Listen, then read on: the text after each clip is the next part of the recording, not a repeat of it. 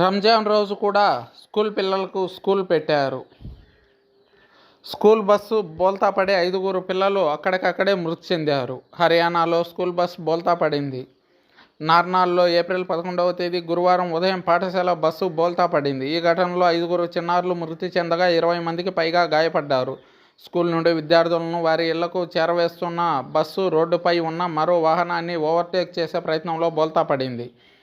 బస్సులో 4వ తరగతి నుంచి 10వ తరగతి వరకు సుమారు 35 నుంచి 40 మంది విద్యార్థులు ఉన్నట్లు సమాచారం. దేశవ్యాప్తంగా రంజాన్ పండుగ సందర్భంగా సెలవులు ఉన్నప్పటికీ పాఠశాల తెరిచి ఉండడంతో పోలీసులకు ఆశ్చర్యం కలిగిస్తుంది.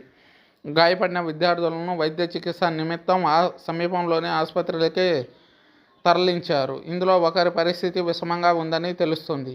అయితే 6 ఏళ్ల క్రితమే అంటే 2018లోనే బస్సు ఫిట్నెస్ సర్టిఫికెట్ గడువు ముగిసిందని అధికారులు అధికారిక పత్రాలు చూపిస్తున్నారు. ఈ ఘటనపై కేసు నమోదు చేసుకున్న పోలీసులు దర్యాప్తు చేస్తున్నారు. అయితే చిన్నపిల్లల్ని నడిపిస్తున్న ఈ స్కూల్ ఇంతటి నిర్లక్ష్యానికి పాల్పడడం సబబు కాదని సోషల్ మీడియా వేదికగా ప్రముఖులు కామెంట్స్ చేస్తున్నారు. స్కూల్ పైన, స్కూల్ యాజమాన్యం పైన కఠిన చర్యలు తీసుకోవాలని కోరుతున్నారు.